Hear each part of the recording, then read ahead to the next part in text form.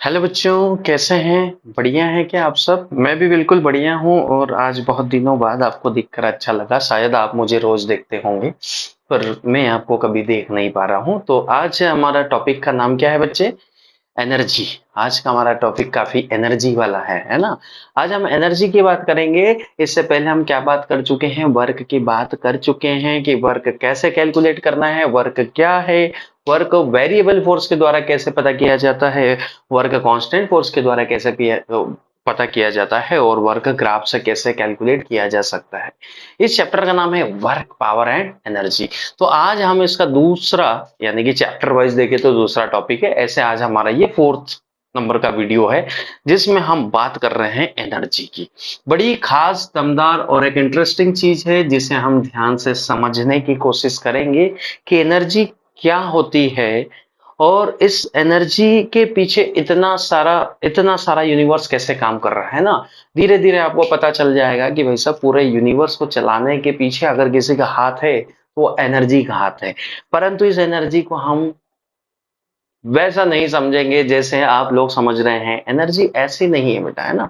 पहली बात तो हम फिजिक्स में उन्हीं टर्म्स को ऐड करते हैं या रखते हैं जिन्हें हम प्रिसाइजली मेजर कर सकें, कैलकुलेट कर सकें।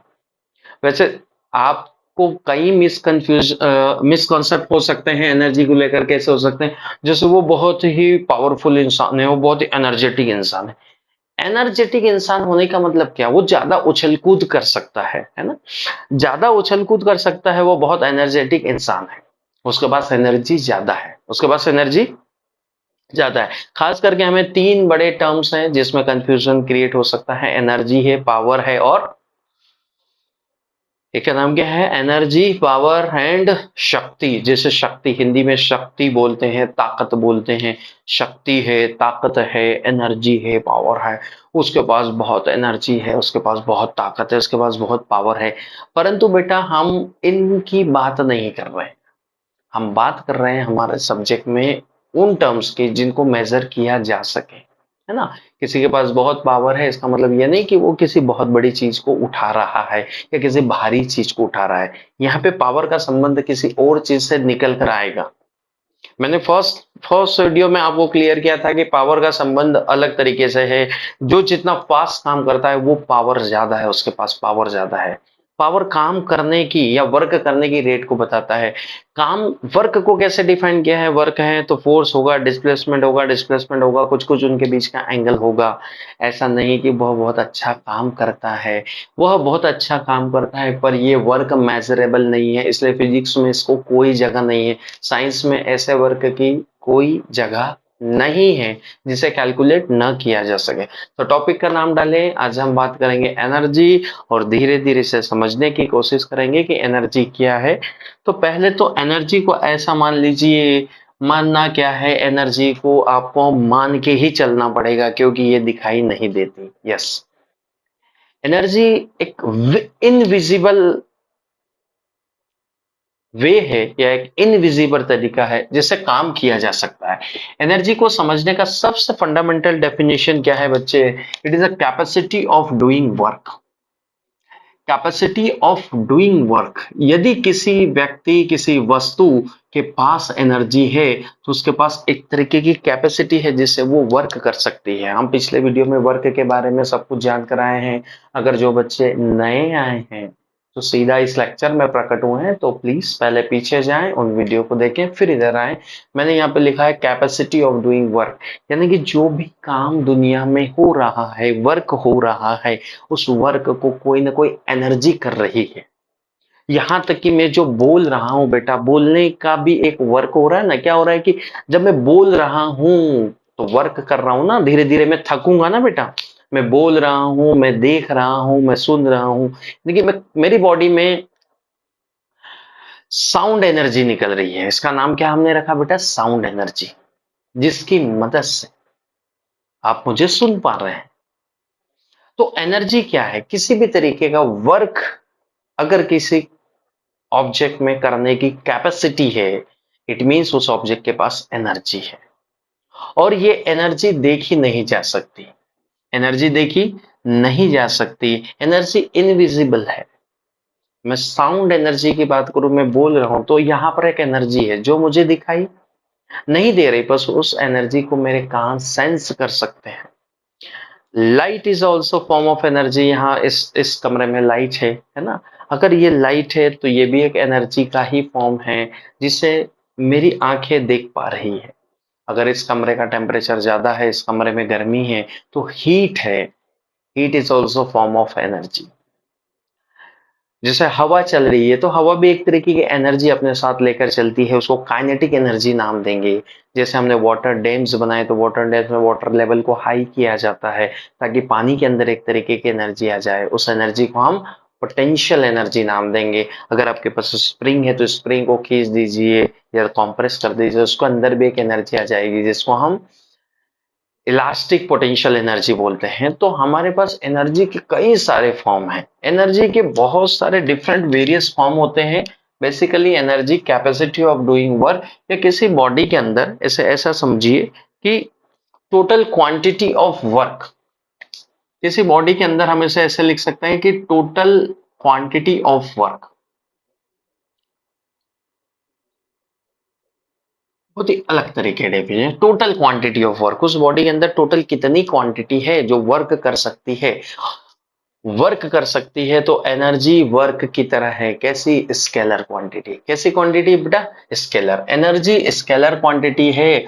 और एनर्जी के वेरियस फॉर्म हैं, आप अलग अलग तरीके से एनर्जी को वे वेरियस फॉर्म में ऑफ एनर्जी को देख पाएंगे। बेटा क्या क्या इसके वेरियस फॉर्म है एनर्जी को, जरा नाम बताएं क्या क्या एनर्जी हो सकती है। जैसे मैंने कहा साउंड एनर्जी, साउंड एनर्जी। हमने कहा इलेक्ट्रिक एनर्जी, इलेक्ट्रिसिटी के पास भी एनर्जी होती है कि नहीं होती है? Electric energy. फिर बोलो तो विंड एनर्जी, विंड मिल्स जिससे चलती है, विंड एनर्जी। और क्या लिखेंगे बेटा?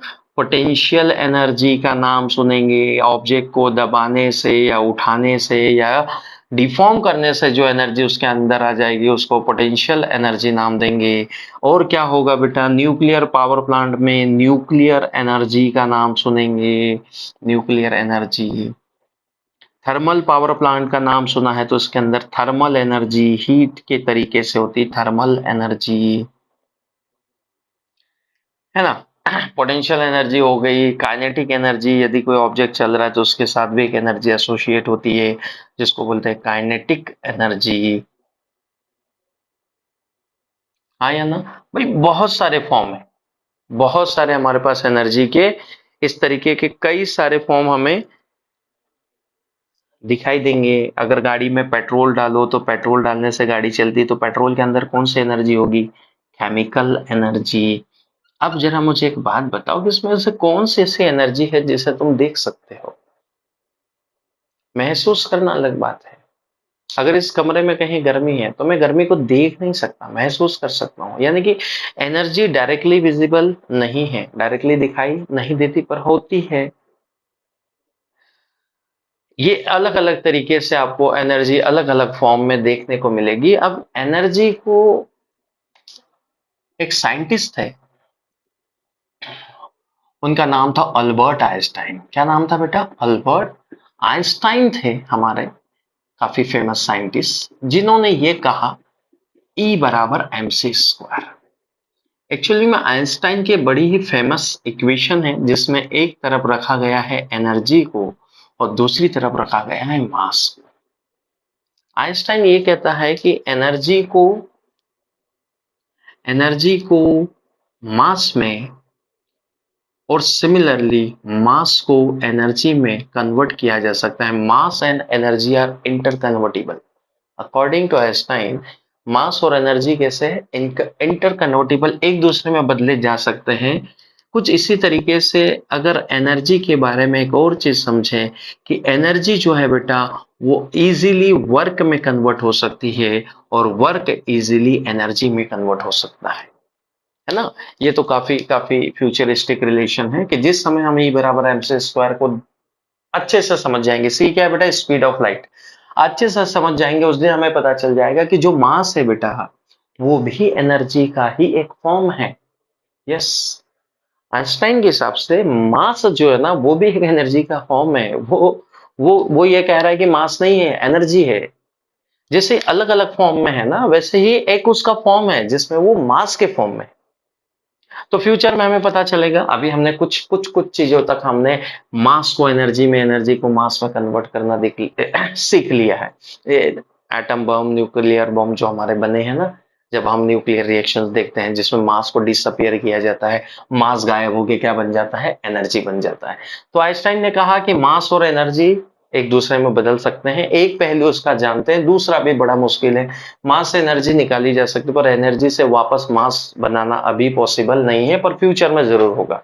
दूसरा एक बड़ा चीज यहाँ पर हमें और देखने को मिल रहा है कि ये क्या है, एनर्जी को वर्क में और वर्क को एनर्जी में आसानी से इंटर कन्वर्टिबल किया जा सकता है। वो एनर्जी को वर्क में, वर्क को एनर्जी में बदल सकते हैं। ये बहुत बहुत जगह पर आप देखते हैं, जैसे कि आप जहां बैठे हैं वहां अगर फैन चल रहा है, तो फैन क्या ले रहा है, इलेक्ट्रिकल एनर्जी, और फैन उसे कन्वर्ट किस में कर रहा है, वर्क में। मशीनें क्या कर रही है, मशीनें सब वर्क करती है, मशीनें वर्क करती है तो वो लेती क्या है, एनर्जी। यानी कि एनर्जी को ही मशीन किस में कन्वर्ट कर देती है, वर्क में कन्वर्ट कर देती है। इसका उल्टा भी पॉसिबल है। जैसे मैं दो हाथ ले लूं, इन दो हाथों को ऐसे रफ करूं, अगर मैं अपने दोनों हाथों को रफ कर रहा हूं तो एक तरीके से वर्क कर रहा हूं। वर्क करूंगा तो कुछ देर बाद मैं देखूंगा कि अपने हाथ गर्म हो जाएंगे। मेरे हाथ क्या हो जाएंगे, गर्म। गर्म हो गया मतलब हीट एनर्जी आ गई। कहां से आ गई, मैंने जो वर्क किया वही वर्क किस में कन्वर्ट हो गया, एनर्जी में।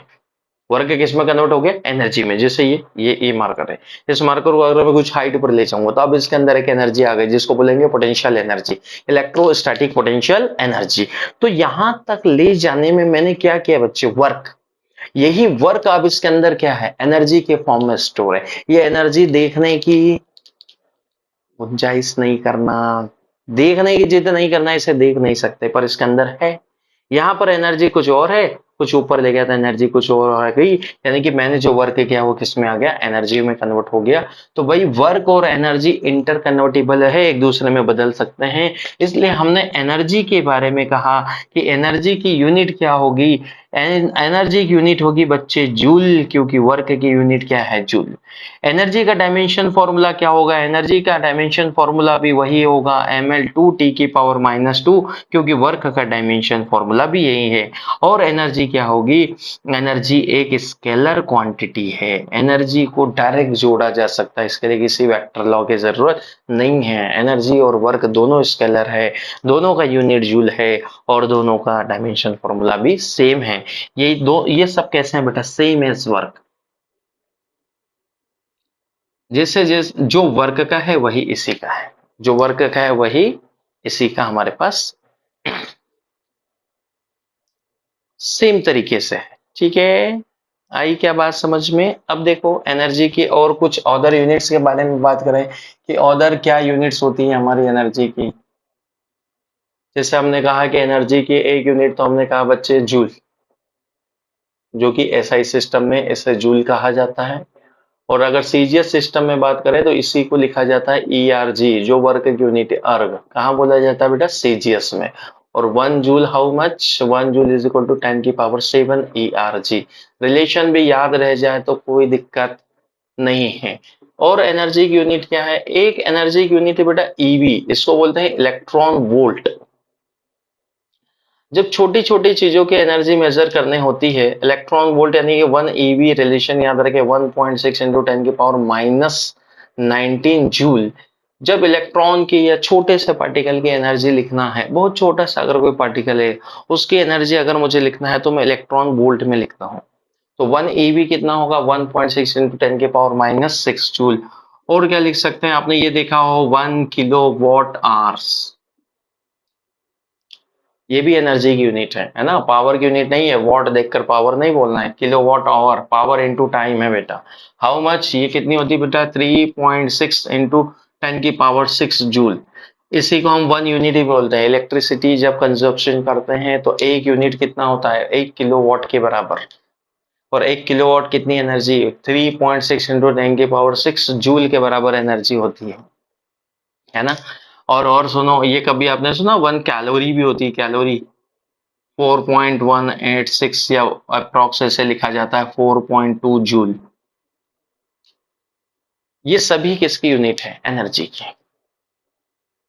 जूल, अर्ग, इलेक्ट्रॉन वोल्ट, किलोवाट आवर्स और कैलोरी, ये सभी हमारी एनर्जी यूनिट है। और एनर्जी क्या है? कैपेसिटी ऑफ डूइंग वर्क, और वेरियस फॉर्म में होती है इस तरीके से। और हमारे लिए खास करके फेमसली जो हम रीड करने वाले बेटा, हम एक रीड करेंगे इसमें से काइनेटिक एनर्जी, दूसरी हम इसमें से पढ़ेंगे पोटेंशियल एनर्जी। दोनों को कंबाइनली रूप से कहा जाता है बेटा मैकेनिकल एनर्जी। इन दोनों को कंबाइनली क्या नाम देंगे हम बेटा? इनका नाम रखेंगे मैकेनिकल एनर्जी। तो हम स्टडी क्या करेंगे? हम स्टडी करेंगे काइनेटिक एनर्जी और पोटेंशियल एनर्जी।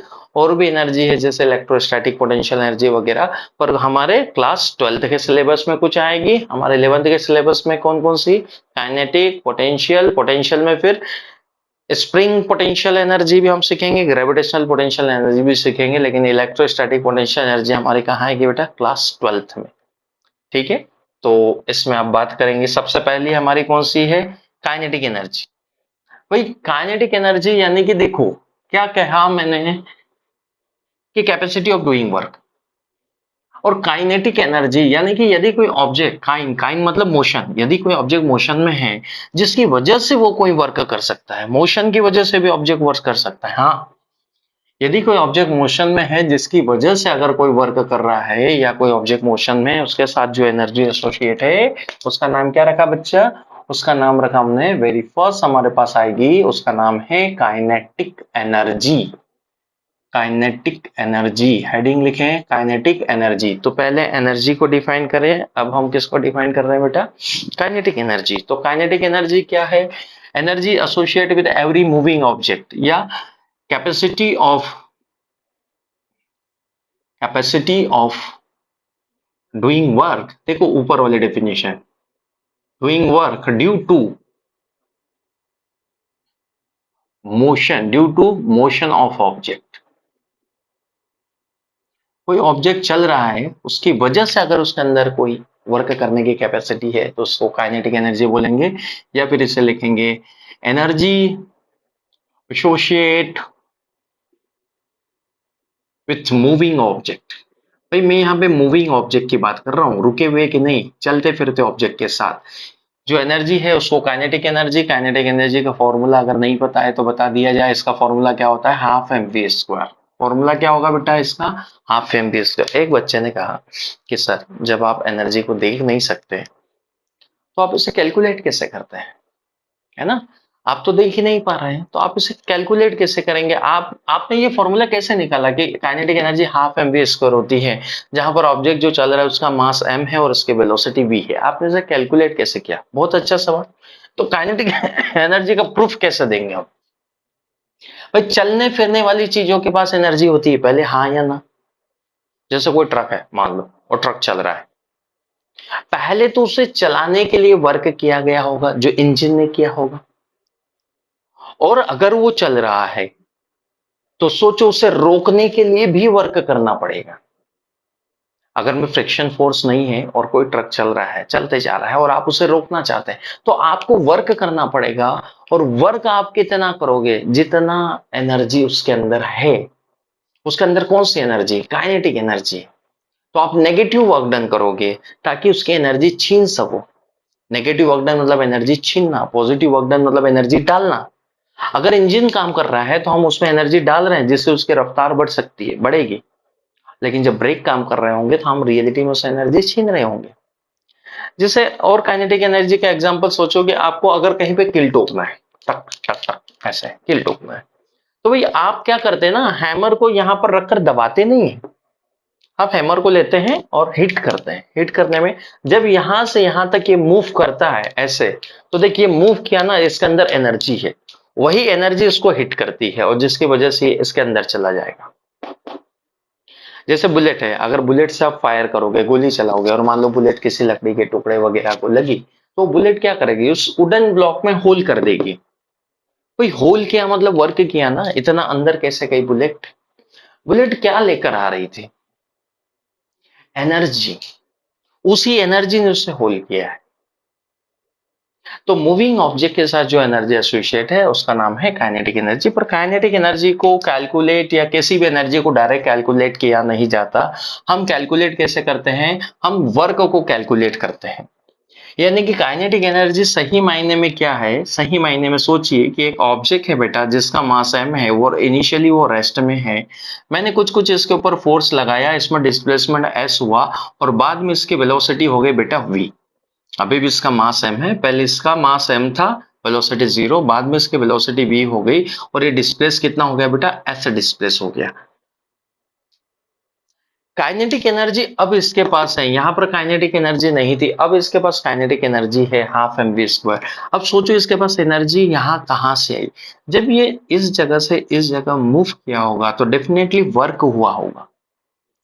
तो हम यहाँ से यहाँ यानी कि u जीरो स्पीड से v स्पीड तक जाने में जितना वर्क किया गया, that work will be stored in the form of energy. वही वर्क इसके अंदर एनर्जी के फॉर्म में स्टोर होगा। हम अदर लॉसेस को काउंट नहीं कर रहे। तो हमने यहाँ से यहाँ तक वर्क कैलकुलेट करना है। अगर मैं वर्क कैलकुलेट करूंगा तो मैं एनर्जी निकाल पाऊंगा। तो वर्क डन कैसे निकालेंगे? वर्क डन निकालेंगे बेटा। वर्क डन क्या होता है? वर्क डन सर हम सीख कर आए हैं। Work done is equal to force into displacement.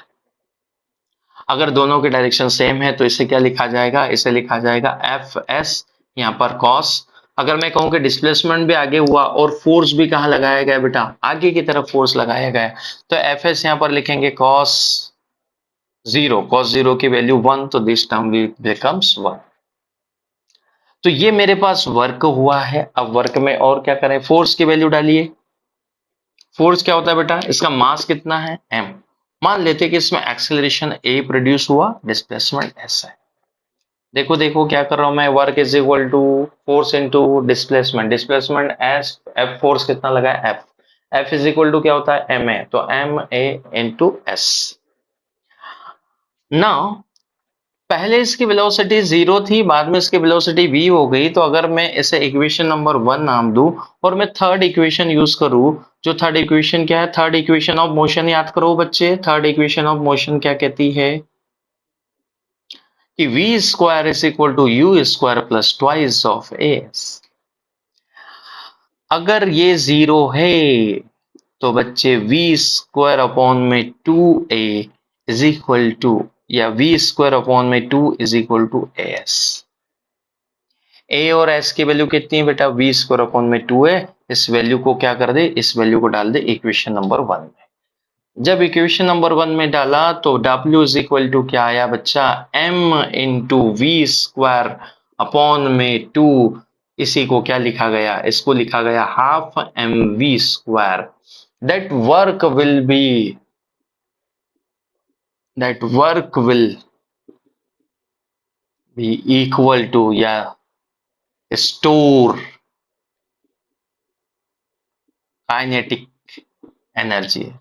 That work will be equal to kinetic energy. So kinetic energy is equal to work, and the formula is half mv square. That is the formula for kinetic energy. तो kinetic energy को calculate नहीं कर सकते, बिल्कुल सही बात है, पर मैं वर्क को कैलकुलेट कर सकता हूँ।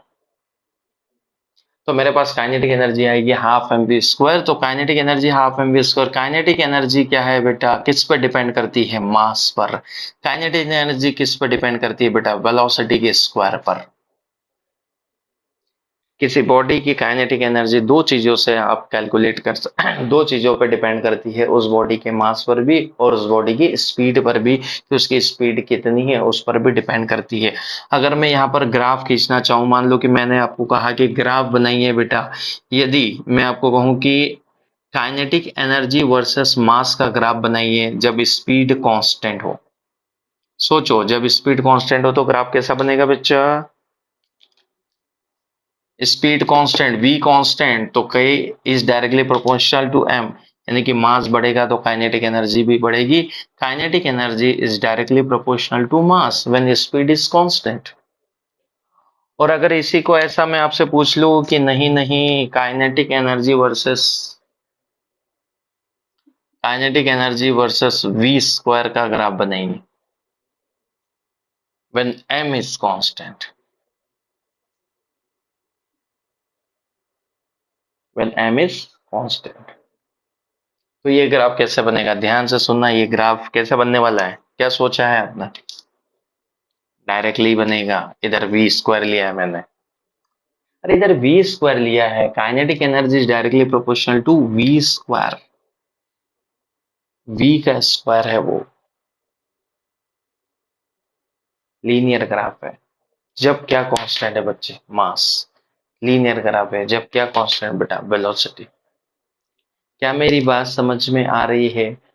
एक बच्चे ने कहा कि सर काइनेटिक एनर्जी में आपने फोर्स तो कांस्टेंट ले लिया, यानी कि ये जो आपने प्रूफ किया है इसको, ये प्रूफ करने के लिए फोर्स कांस्टेंट ले लिया। अगर फोर्स वेरिएबल होता तो? अगर फोर्स वेरिएबल है तो हम इससे डिफरेंशियल मेथड से भी सॉल्व कर सकते हैं। बिल्कुल सही कंसर्न है उसका। फिर मैं यहाँ पर कौन सी मेथड यूज करूंगा? डिफरेंशियल मेथड यूज करूंगा। डिफरेंशियल मेथड यानी कि सोचो, छोटा सा डिस्प्लेसमेंट, काम वही करना है आपको, वर्क कैलकुलेट करना है। लेट्स चेक कि आप इधर देख पाएंगे या नहीं। हाँ बहुत बढ़िया, बहुत अच्छा, सब कुछ दिखाई दे रहा है।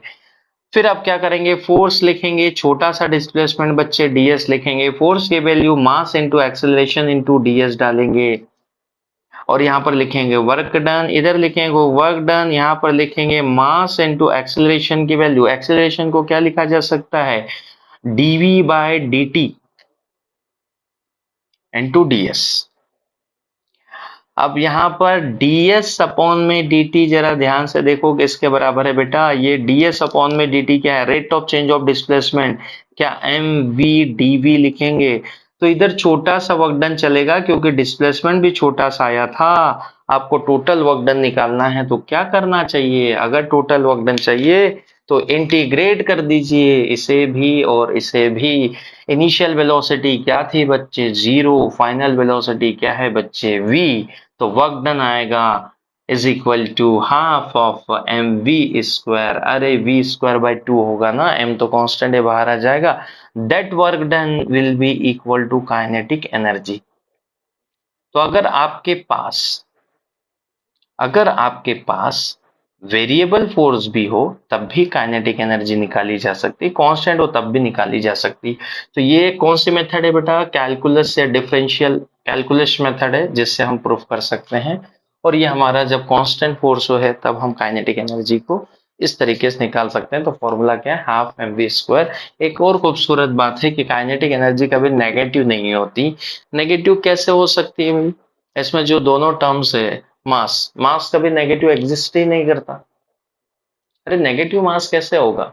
मास नेगेटिव नहीं है, और किसी भी नंबर का स्क्वायर भी कभी नेगेटिव पॉसिबल नहीं है। तो mass positive, V positive, that's why kinetic energy is always positive. Always, हर केस में कभी भी अगर गलती से कहीं भी ये नेगेटिव आ गई तो समझ लेना आपने कुछ गड़बड़ करी है। ये नेगेटिव आ नहीं सकती क्योंकि ये नेगेटिव होती नहीं है।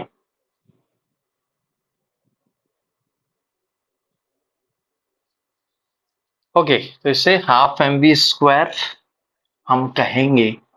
और अब देखो, आपने मोमेंटम का नाम सुना है क्या बच्चे? एक रिलेशन है, relation between the kinetic energy and momentum, है ना? मोमेंटम जानते हैं, लीनियर मोमेंटम, p से डिनोट करते हैं, मास इनटू वेलोसिटी होता है, इस वेक्टर क्वांटिटी है। अरे हाँ कि ना, मास इनटू वेलोसिटी कैसी क्वांटिटी? वेक्टर।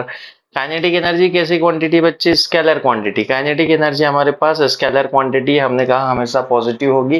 काइनेटिक एनर्जी और एक चीज पर डिपेंड करती है जिसको बोलते हैं फ्रेम ऑफ रेफरेंस। क्या बोलते हैं? Frame of reference. इधर आएंगे, थोड़ा सा इस बात को समझो। फ्रेम ऑफ रेफरेंस का मतलब क्या है? इधर सुन, अगर कोई दो लोग हैं जो एक अर्थ के फ्रेम में है और एक बी की फ्रेम में है, मान लेते हैं कि इस कार के अंदर कोई बैठा हुआ है, उसने कहा कि इसके पास काइनेटिक एनर्जी कितनी है, तो उसने कहा इसके काइनेटिक एनर्जी 0 है। क्यों? क्योंकि ये रुका हुआ है। क्यों रुका हुआ है? क्योंकि बी भी वही है जहां एम है, यानी कि जिसका मास एम है बेटा, मान लेते हैं कोई यहाँ पर एम की जगह कोई और आदमी ले लेते हैं, मान लो एक्स, एक्स नाम का कोई है जिसका मास एम है।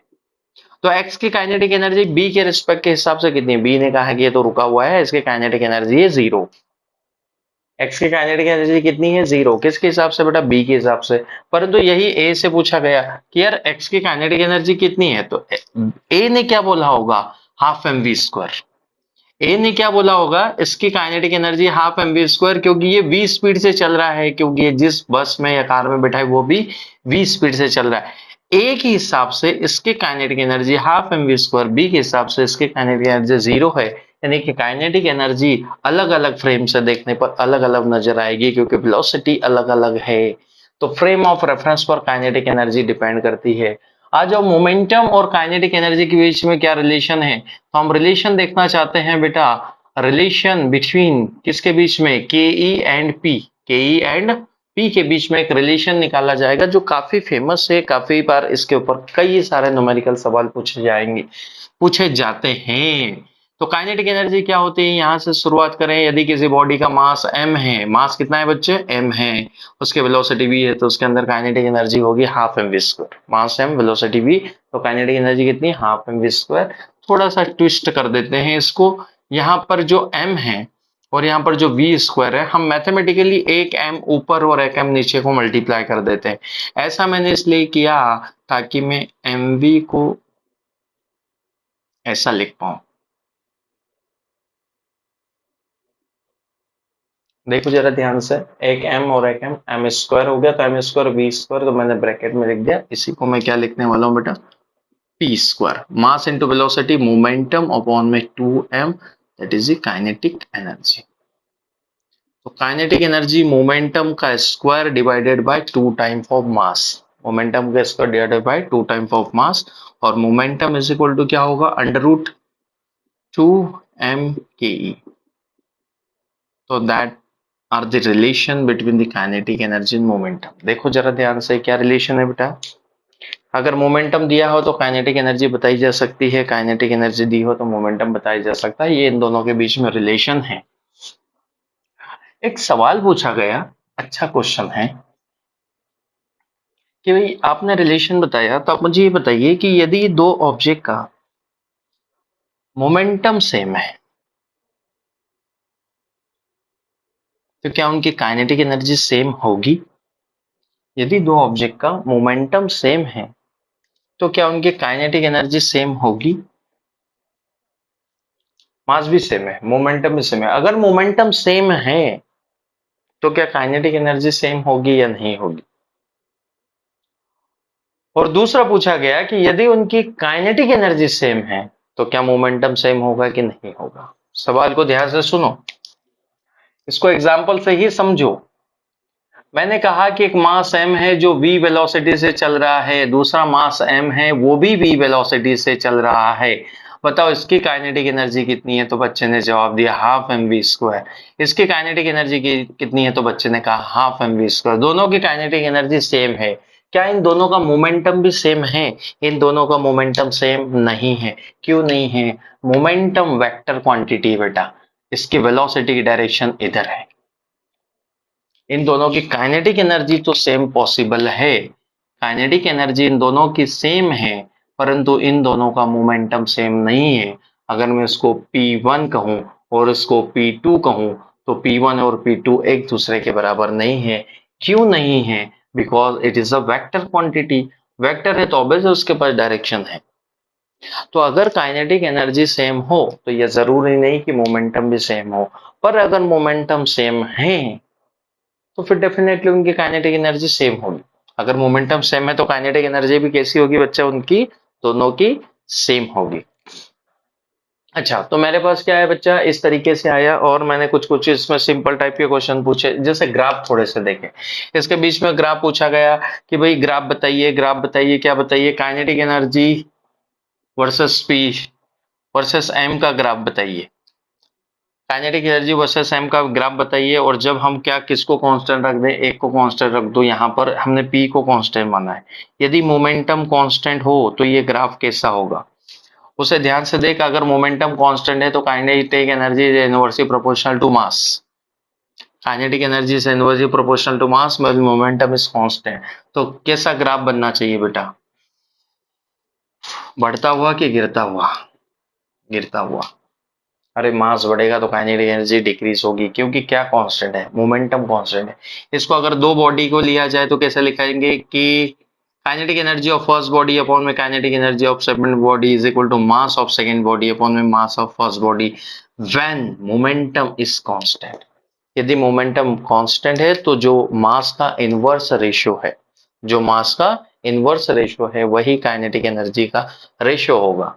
दूसरा अगर आप किसके बीच में बनाएंगे, दूसरा अगर आप देखो, अगर मैं दूसरा ग्राफ ड्रॉ करूं यहाँ पर, इसके बीच में बनाइए kinetic energy versus P square का ग्राफ बनाइए कि kinetic energy versus P square का क्या ग्राफ होगा। तो पी स्क्वायर का क्या ग्राफ होगा भाई, लीनियर ग्राफ होगा, डायरेक्टली प्रोपोर्शनल है। क्यों? क्योंकि हम मास को फिर क्या रखने वाले हैं, कांस्टेंट। अगर मास कांस्टेंट है तो देखना kinetic energy is directly proportional to momentum का स्क्वायर, क्योंकि मास को कांस्टेंट कर दिया, एम कांस्टेंट है तो K is directly proportional to P square. इसमें दो बॉडी ली जाए तो की kinetic energy of first body upon में kinetic energy of second body is equal to लिया जाएगा P1 अपॉन में P2 का होल स्क्वायर। और ये कब करना है, जब बेटा हमारा क्या कांस्टेंट हो, मास कांस्टेंट हो। इस बात को ना भूले, मास कांस्टेंट है तो जो मोमेंटम का रेशियो है उसका स्क्वायर, मोमेंटम के रेशियो का स्क्वायर जो है वही काइनेटिक एनर्जी का हमारे पास रेशियो होगा। अगर छोटे छोटे से चेंजेस हो या पूछा जाए कि मोमेंटम में चेंज हुआ, मोमेंटम में छोटा सा चेंज हुआ, <5% चेंज हुआ,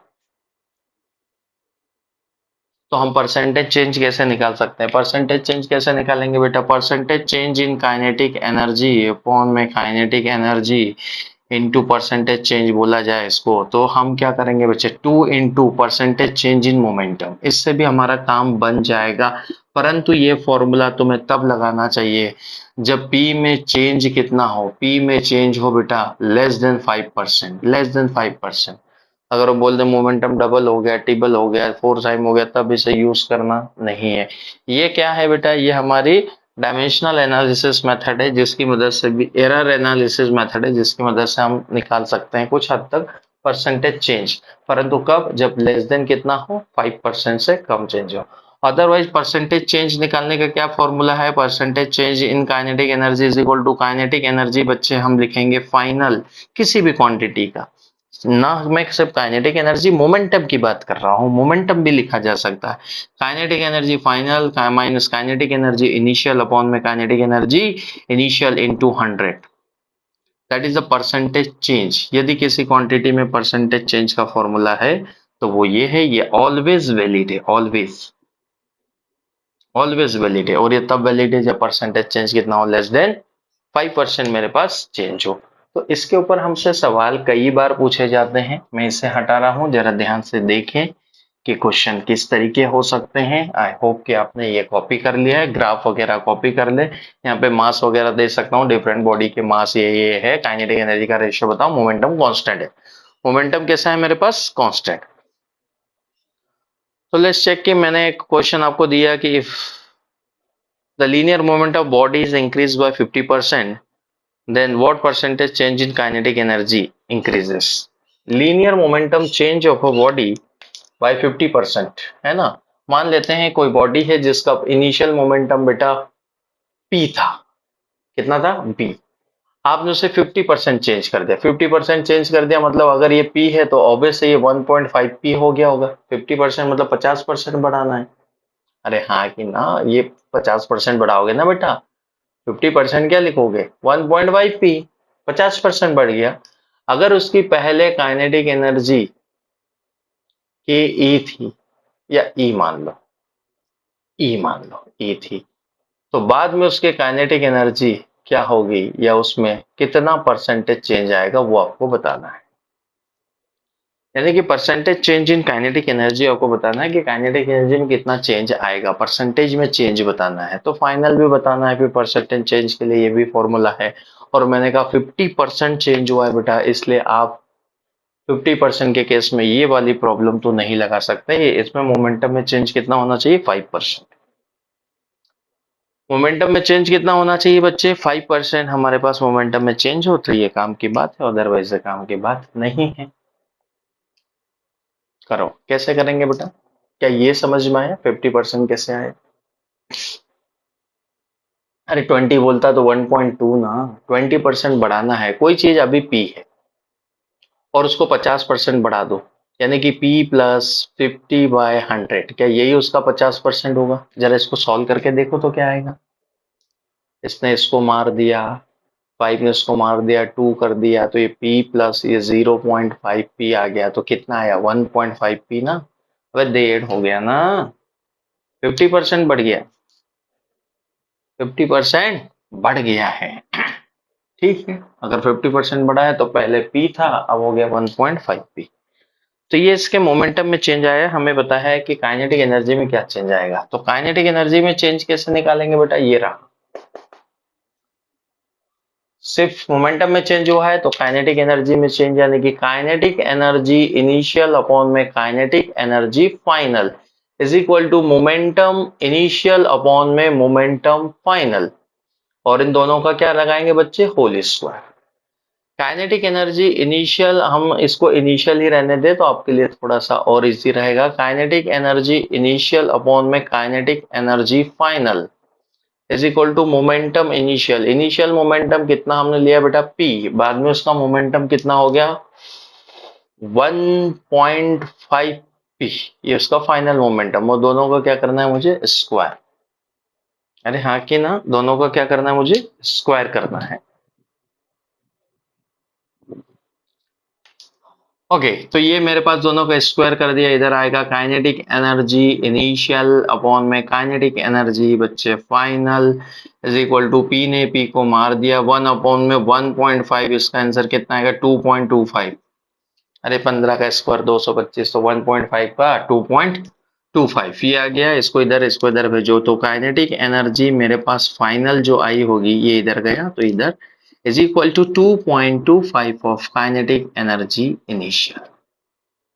तो ये मेरे पास फाइनल काइनेटिक एनर्जी है जो इनिशियल काइनेटिक एनर्जी से कितनी ज्यादा है, 2.25 टाइम ज्यादा है। अब परसेंटेज चेंज अगर वो पूछे कि इसमें परसेंटेज में कितना चेंज आया, तो परसेंटेज चेंज का ये फॉर्मूला है।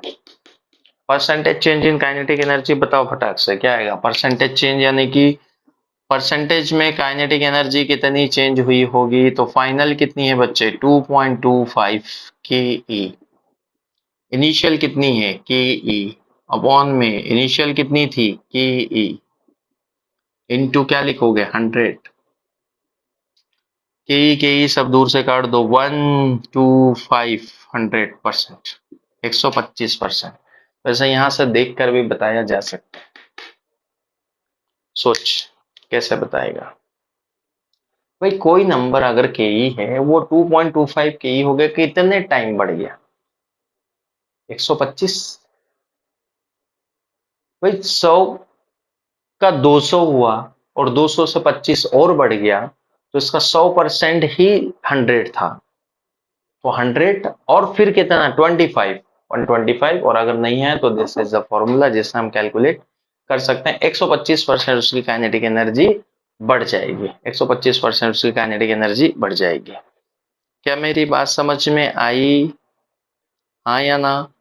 अगर मैं ऐसे ही मोमेंटम को चेंज करने की बजाय एक क्वेश्चन बनाए जिसमें ये कहा गया हो कि काइनेटिक एनर्जी बढ़ा दी गई है, सपोज ये हटा दूं बेटा, कॉपी कर लेना है ना, कॉपी पेन अपने पास रखें, सवालों में या थ्योरी में जो भी लगे उसे नोट करते चले। एक क्वेश्चन और है जिसमें यह कहा कि एक बॉडी की काइनेटिक एनर्जी पहले के ई थी, है ना, बाद में उसको बढ़ाकर कितना बढ़ाया, 300% बढ़ा दी गई। अब 300% बढ़ा दी गई मतलब कितनी हुई, पहले तो ये बताओ। के ई थी, उसको 300% बढ़ा दिया, 300% मतलब कितना बढ़ा दिया होगा, के ई तो रही होगी प्लस 300% और बढ़ाना है। क्या ये बेटा इसका 300% होता है, 300/100 ऑफ के ई, यानी कि टोटल इसको चेक किया जाए तो ये 4 टाइम्स ऑफ के ई होगी। 4 गुना नहीं हुई है, 3 गुना बढ़ी है, पहले से 1 गुना थी ना, पहले से के ई थी, उस के ई को मैंने कितने टाइम बढ़ाया, 300%, दैट इज 300% ना बच्चे, 300% ऑफ के ई, इतनी बढ़ा दी है के ई इनिशियल की 300%, तो कितनी आ गई 4 के ई। तो मुझसे पूछा गया है the percentage increase in momentum, find percentage increase in momentum, P में परसेंटेज में कितना इंक्रीज होगा। भाई काइनेटिक एनर्जी बढ़ा दी गई है तो आपको ये बताना है कि मोमेंटम में कितना इंक्रीज हुआ होगा। मोमेंटम में कितना इंक्रीज हुआ होगा। तो इसमें मोमेंट काइनेटिक एनर्जी बढ़ाई गई है, तो देखो जरा अगर मैं मोमेंटम वगैरह के बारे में बात करूं तो मोमेंटम काइनेटिक एनर्जी का क्या संबंध है बेटा। काइनेटिक एनर्जी इनिशियल अपॉन में kinetic energy final is equal to momentum initial upon में मोमेंटम फाइनल, और इन दोनों का क्या है बच्चे, स्क्वायर। अगर इस फॉर्मूले को थोड़ा सा रीडिजाइन किया जाए तो P फाइनल अपॉन में P इनिशियल में ऐसा भी लिख सकता हूं, इधर से स्क्वायर हटाओ, इधर रूट लगा दो। इधर क्या लगा देंगे बच्चे, रूट। रूट के अंदर काइनेटिक एनर्जी इनिशियल अपॉन में काइनेटिक एनर्जी फाइनल। कैसे भी लिखा जा सकता है भाई, मास को तो मैंने कांस्टेंट कंसीडर किया है ना, मास कांस्टेंट है।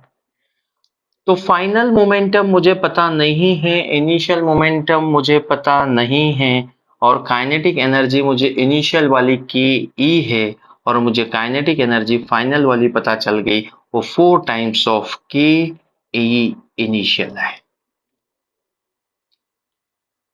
तो के ई से के ई को मार दिया, that is under root of 1/4, that is equal to 1/2।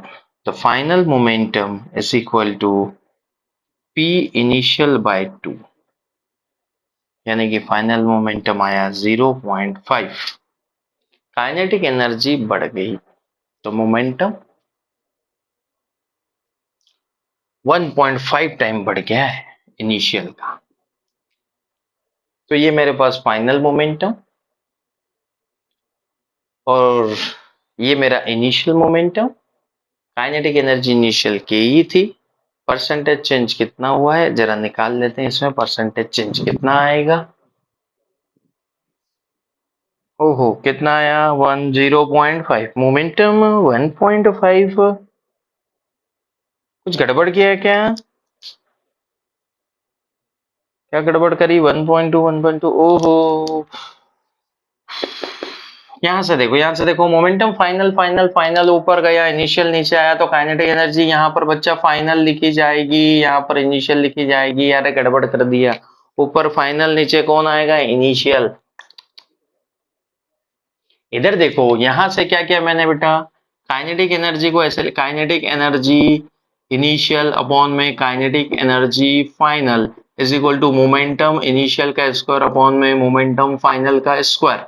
अगर मैंने फाइनल के स्क्वायर को इसको ऊपर लिखा है, इसको नीचे लिखा है, ऐसा इसको ऊपर इसको नीचे, इधर से स्क्वायर रूट हटा दो, इधर रूट लगा दो, बड़ा सा एक रूट लगा दो ऐसा, और फिर मैंने इसको रेसिप्रोकल कर दिया, तो उसको रेसिप्रोकल ऐसे लिखने की जरूरत तो थी नहीं, और आसान रहेगा यहां से।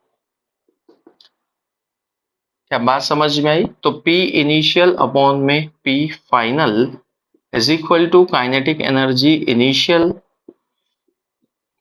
अपॉन में काइनेटिक एनर्जी फाइनल, जो कि 4 टाइम्स ऑफ के ई है। के ई ने के ई को मार दिया 1/4, और इसका रूट आएगा जो कि इक्वल टू होगा 1/2।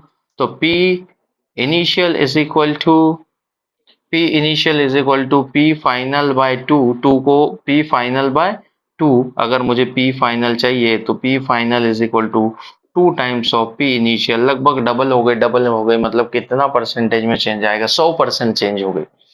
परसेंटेज चेंज निकाल कर देख लेते हैं। ये फाइनल मोमेंटम आया है, इनिशियल पी आई था, तो फाइनल मोमेंटम है बच्चे 2 pi, इनिशियल मोमेंटम था Pi divided by initial momentum into आप करेंगे 100%। अगर इसको सॉल्व किया जाए, 2e में से ई गया, पी पी पी कैंसिल, 1 - 1 कितना आया बच्चे, 100%। अरे 2 - 1 1 भी तो बचेगा, काट दिया तो ऐसा नहीं है, जीरो लिख देना है। 100% मोमेंटम में जो परसेंटेज चेंज आया बेटा, वो 100% का चेंज आया हुआ है। क्या मेरी बात समझ में आ रही है। तो इस तरीके से हम काइनेटिक एनर्जी और मोमेंटम के सवालों के साथ डील कर सकते हैं। अगर चेंज बहुत ज्यादा है तो परसेंटेज चेंज का यूज करें, और चेंज बहुत कम है तो फिर हम उस मेथड का भी यूज कर सकते हैं। जैसे किसी क्वेश्चन में हमसे पूछा जाए, ऐसे मान लो कि कहीं पर हमसे बोला जाए कि P इंक्रीजेस बाय 3%। यदि मोमेंटम 3% से इंक्रीज हुआ है तो काइनेटिक एनर्जी में परसेंटेज चेंज बताओ कितना आया होगा। अगर ये इतना चेंज हुआ है तो हम वहां पर यूज कर सकते हैं कि change in kinetic energy upon में काइनेटिक एनर्जी, तो इसमें परसेंटेज चेंज क्या लिखेंगे, 2 into percentage change in momentum, 2 into percentage change in momentum लिख दोगे। यहाँ पर 2 इंटू परसेंटेज चेंज कितना हुआ है भाई साहब, 3%। परसेंटेज में उसमें 3% का चेंज हुआ तो आंसर क्या आ जाएगा मेरा 6%। काइनेटिक एनर्जी किससे चेंज हुई होगी बेटा, 6% से चेंज हो गई होगी। क्या मेरी बात समझ रहे हैं, यहाँ पर क्यों लगा पाया मैं ये और यहाँ क्यों नहीं लगा सकता, क्योंकि यहाँ पे परसेंटेज चेंज लेस देन 5% था।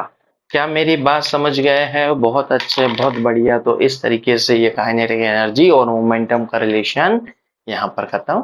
नेक्स्ट क्लास में फिर मिलते हैं, कुछ बढ़िया बढ़िया बात करेंगे। अब हमारी नेक्स्ट एनर्जी जो आने वाली है पोटेंशियल एनर्जी और कुछ बढ़िया क्वेश्चन। जब तक के लिए पढ़ाई करते रहिए। Thank you.